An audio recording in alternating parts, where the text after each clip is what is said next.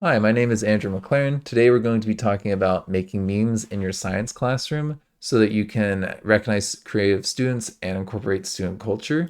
We'll talk about the purpose of this assignment, some slides I've used in the past with instructions, and some ideas on how we can improve this. Okay.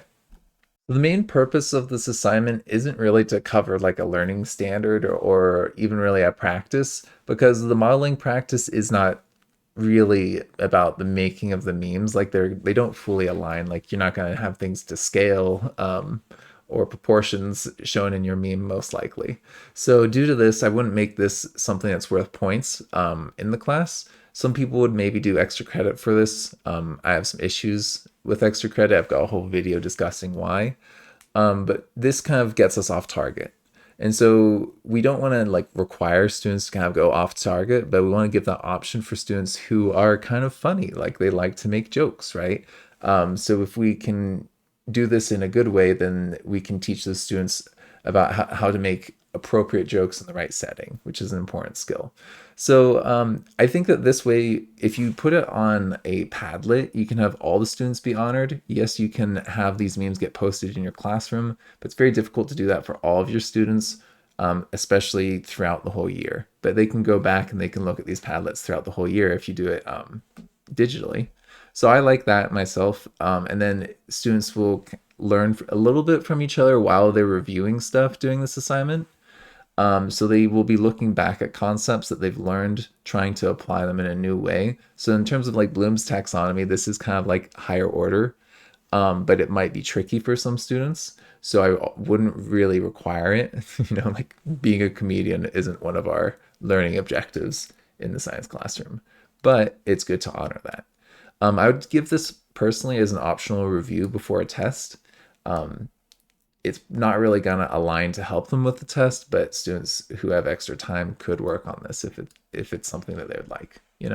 So this is what I've used in the past. I just assign it as a Google slide, and then I give them a couple instructions, a few things written out, some examples of what I don't want to see. Like it should show some sort of understanding for me. Like it should be related to our key concepts, and it like can't just be on the topic that's like you know three types of rock and then you're doing music. Like that's yeah, it's funny, but it's not showing understanding, right? So for me, I'd like to give them a couple examples of what I'm looking for and what I'm not looking for, and clarify that this should be school appropriate. That's a pretty big piece. If they go online and try and use these meme generators, a lot of them are not school appropriate.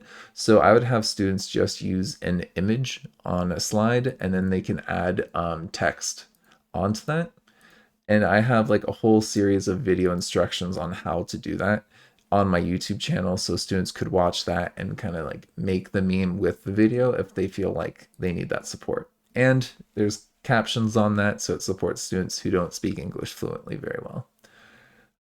And yeah, this is a thing where I just put a couple examples here on how you could use the slides to make your memes. Then a link to Padlet so that students can go onto the Padlet and post their memes, as well as how to take a screenshot so they could make those screenshots to put on the Padlet. There's a couple other ways that you could do this. I know there's like you can do like Google Drawings, and there's a couple websites like I mentioned earlier, but they're not always school appropriate, so be careful with those. So to improve this, I would give students a list of standards and key concepts. I haven't done that before.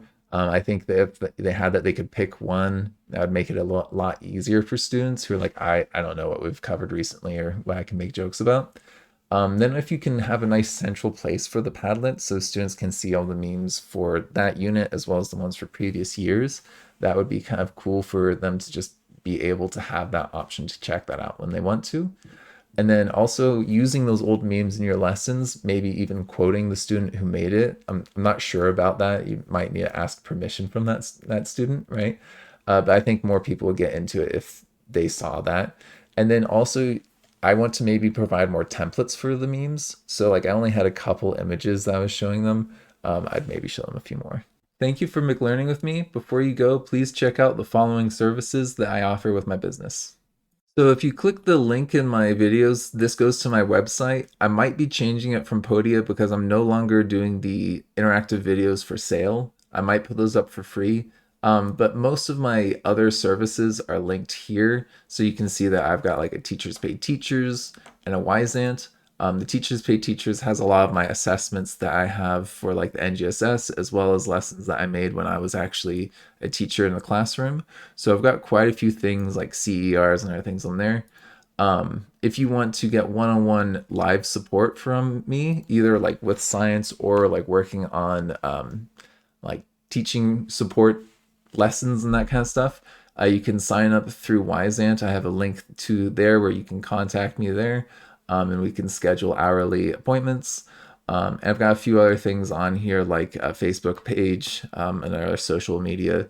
And if you're interested in getting professional development with me for like a team of teachers, a whole page with information on that. So yeah, feel free to check that out.